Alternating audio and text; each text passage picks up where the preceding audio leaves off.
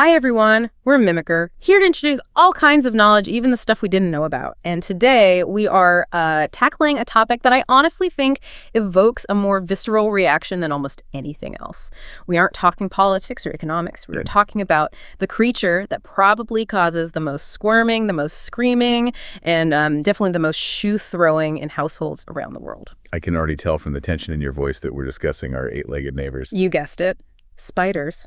And look, I consider myself a pretty rational person. I pay my taxes, I look both ways before I cross the street. But if I see something scuttling across the floor at 11 p.m., all of that just goes out the window. It feels primal. But today, we aren't just, sharing scary stories. We're doing a deep dive into the actual science of why we freak out. We're looking at this really comprehensive report called Are You Afraid of Spiders? Uncovering the truth about arachnophobia. It's such a fascinating area of study. It sits right at the intersection of evolutionary biology, clinical psychology, and even cultural history. Yeah. And the mission for this deep dive is to really distinguish between that you get it away from you reaction you just described, and a genuine clinical disorder. We're going to look at the evolutionary reasons our brains are wired this way, and we're going to look at the data we collect to debunk or maybe confirm how dangerous they actually are. Yeah. And then finally, look at how to actually fix the fear. Yeah. So let's unpack this, because I feel like the word arachnophobia gets thrown around a lot. Like, oh, I have arachnophobia, just because someone doesn't want to pick up a daddy long legs. But the source material makes a pretty sharp distinction here. It's not just a dislike, is it? No, it's much more significant than that. According to the DSM-5, that's sort of the standard manual for mental disorders, arachnophobia is classified as a specific phobia, animal type. And it has very strict criteria. We are not just talking about finding a spider gross. To get that diagnosis, you need a marked and persistent fear that lasts for at least 6 months. 6 months. So if I get spooked by a spider once, that doesn't count. Not even close. Yeah. And the reaction has to be immediate. It's what psychologists call an immediate anxiety response. We're talking about a panic attack the second you see, or sometimes even just think you see a spider. Wow. But the biggest kicker in the diagnosis is the word disproportionate. Disproportionate how? The fear is just way, way bigger than the actual danger. Yeah. So if you're in the Amazon rainforest and some massive venomous spider is on your leg, panic is a totally rational survival response. Okay, fair enough. But if you are hyperventilating over a tiny house spider on the ceiling 10 feet away, a spider that literally cannot hurt you, that is disproportionate. That makes perfect sense. But the part of the research that really hit home for me was this idea of active avoidance. This is where it stops being a personality quirk and starts actually, ruining your day. That's the functional impairment aspect. This is really the line in the sand. If you refuse to go into your own basement to do the laundry because there might be a spider, or you stop gardening, or, this really happens, you skip a family picnic because it's outdoors. Oh, wow. That is active avoidance. When you start rearranging your life to avoid a theoretical spider, you're into phobia territory. And the physical symptoms they list in the report are so intense. It's not just yuck. We're talking sweating, rapid heartbeat, chest tightness, nausea. Those butterflies, but on overdrive. Exactly. And even freezing up completely. There's a cognitive element, too, called intrusive thoughts. Imagine sitting in a perfectly clean, sealed room. You know it's safe. But your brain will not stop spiraling about the possibility of a spider. You're scanning the corners, you're checking your shoes, you're exhausted, and there isn't even a spider there. That sounds incredibly draining. Is this a rare thing, or are there a lot of people secretly scanning the corners of the room right now? It's surprisingly common. The data varies, depending on the study method, but estimates range from about 2.7% to as high as 15% of the global population. And it's significantly more common in women. And interestingly, it usually kicks in pretty young, between ages 6 and 11. Okay, so if it starts that young, it begs the big question. Are we born this way? Like, do humans just come out of the womb hating spiders? Is it hard-coded into our DNA? That is the million-dollar question in evolutionary psychology. And the short answer, based on the research, is actually no. Infants are not born afraid. You can show a 6-month-old baby a picture of a spider, and they won't naturally recoil or scream. Wait, really? I just assumed it was instinct. I did read something in the report about babies looking at spiders longer, though. Doesn't that mean they're worried? Not worried, but aware. This is a really cool study involving what's called a prepared attentional bias. So researchers showed babies images of harmless things like flowers and mushrooms, and then images of snakes and spiders, and they tracked their eye movements and pupil dilation. And what did the babies do? They stared at the spiders and snakes for a significantly longer time. They fixated on them. It suggests that while we aren't born with a fear, we are prepared to learn it. Our brains are sort of tagged to notice these specific shapes, the leggy, scuttling shapes, much faster than other objects. Prepared to learn. That sounds like the title of a horror movie. Think of it as a survival starter pack. This goes back to Martin Seligman's biological preparedness hypothesis from the 70s. The logic is simple. Our ancestors, who quickly noticed and avoided venomous creatures, they survived to pass on their genes. The ones who ignored the spider, well, they probably didn't make it. So we inherited a brain that's just hardwired to form fear associations with spiders much more easily than with, say, cars or elliptical outlets. Exactly. Even though cars are statistically way more dangerous. Right. But a Toyota Corolla wasn't chasing my great-great-grandfather across the savannah. Exactly. Evolution hasn't had time to catch up to modern dangers. So the hardware is there. But if we aren't born with the fear, how do we actually catch it? Two main ways. One is good old-fashioned classical conditioning. You have a bad personal experience, maybe a spider drops on your face while you're sleeping. Okay, yeah. That would do it. Your brain links spider to terror instantly. But the more common route is observational learning. This is where that preparedness really kicks in. If a child sees a parent, someone they trust for survival, scream their head off at a spider, Oh, yeah. the child's brain instantly encodes that object as a major threat. It's a social transmission of fear. So if my mom screams at a spider, my brain goes, okay, note to self, that thing is death, and just locks it in forever. Essentially, yes. It happens incredibly fast. But here's where it got really interesting for me. The source brought up a competing theory that I had never heard before, and it totally changed how I look at this. The disgust and disease avoidance model. Basically, we aren't afraid they'll bite us. We're afraid they're just dirty. It's a compelling argument, isn't it? This theory suggests that arachnophobia is closely linked to the fear of slugs, worms, and cockroaches.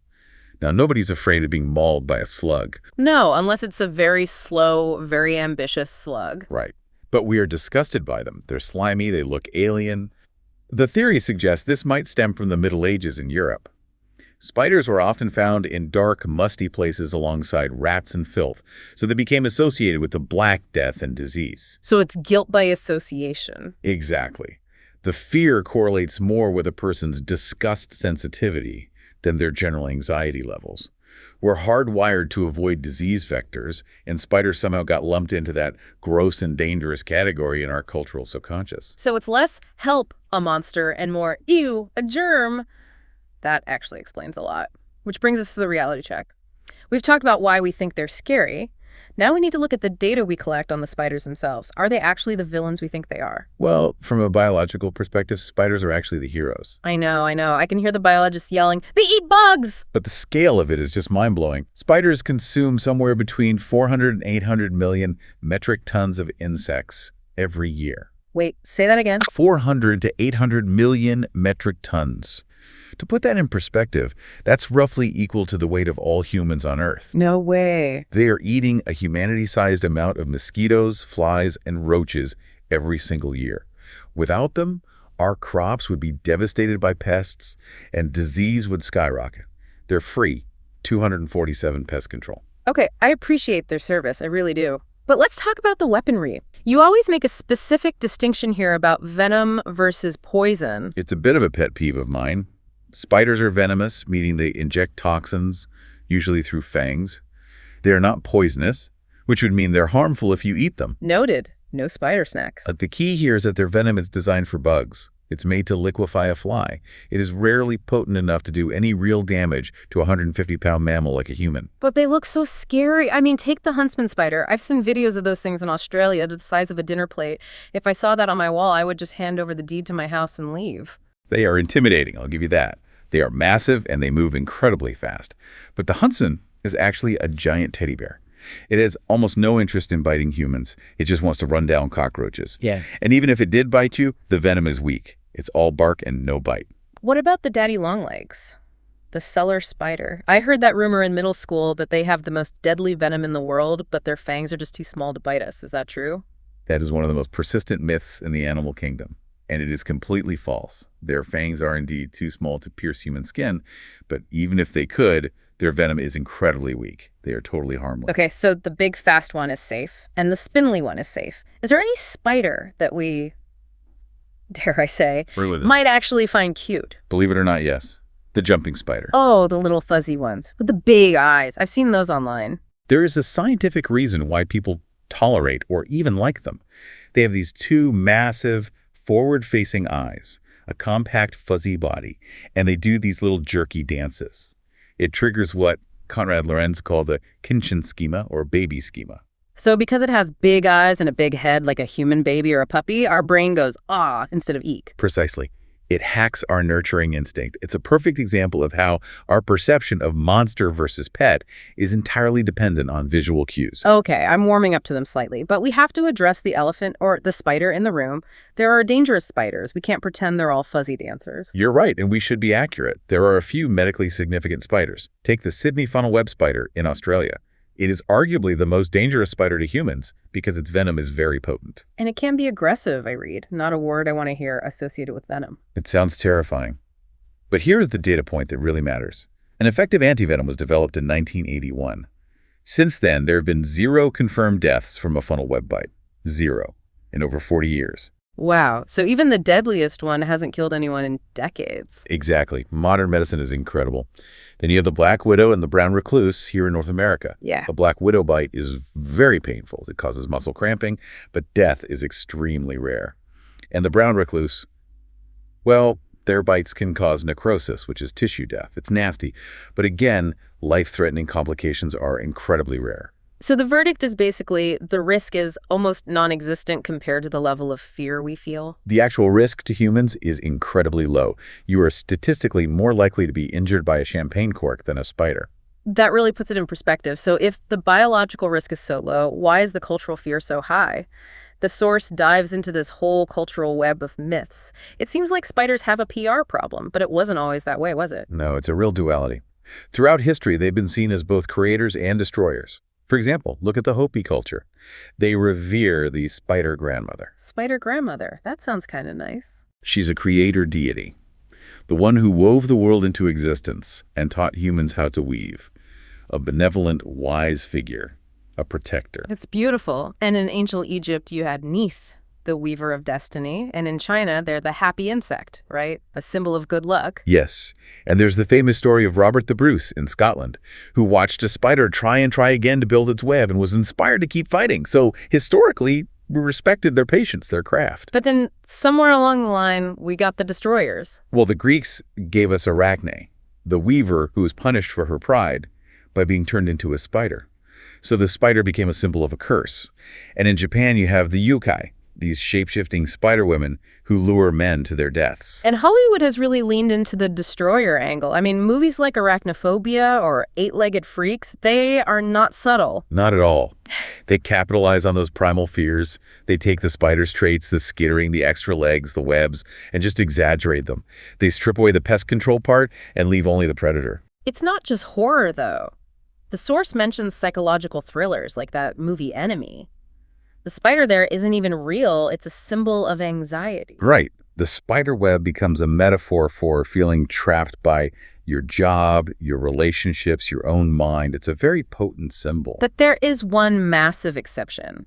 One example where the spider traits are turned into something heroic. And honestly, it might be the biggest pop culture spider of all time. You're talking about Spider-Man. Exactly. It's actually genius when you think about it. Stan Lee and Steve Ditko took all the things that make spiders monsters, climbing walls, shooting sticky webs, that strange agility, and they didn't change them. They just recontextualized them. It's a complete subversion. Instead of those traits being creepy, they became superpowers. Spider-Man represents responsibility, protecting the weak. It proves we can rewrite the narrative. If you can make a spider a superhero, you can change how people perceive them. Which is a perfect transition to our final segment.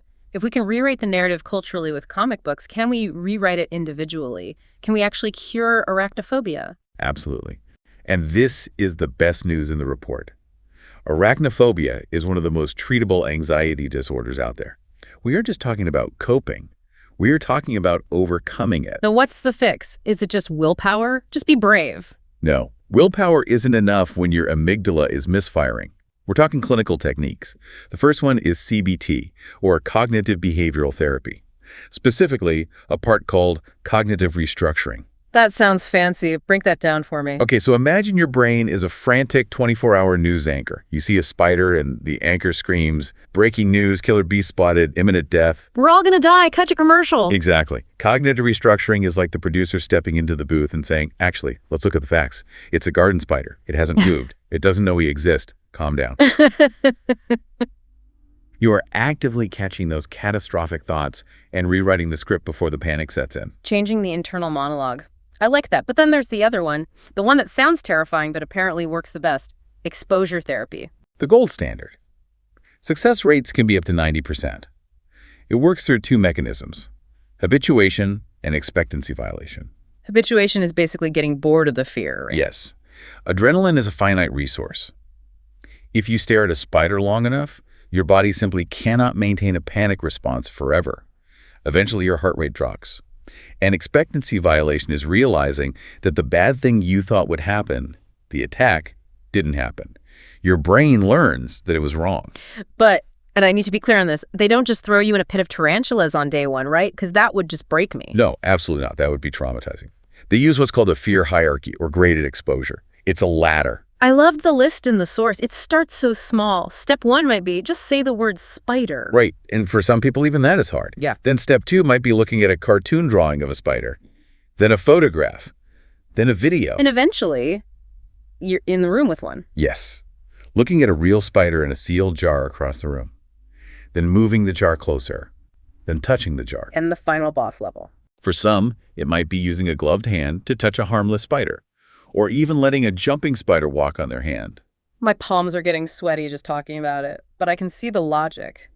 And the source mentioned using technology, too. Yes, virtual reality and augmented reality are huge now. If a real spider is too much, you could put on a headset and simulate a spider on the desk in front of you. It's a great bridge to the real world because you know it's a simulation, but it still triggers the fear enough to practice on. That seems way more accessible. What about the physical panic? Mindfulness helps. Breathing exercises. And in some cases, beta blockers can be prescribed. They stop the shaking and racing heart, which can help you get through the exposure session. So what does this all mean for us, for the person listening who checked their shoes before putting them on today? It means that while the fear is real and visceral, it's not a life sentence. It's learned behavior, a mix of evolution and observational learning, which means it can be unlearned.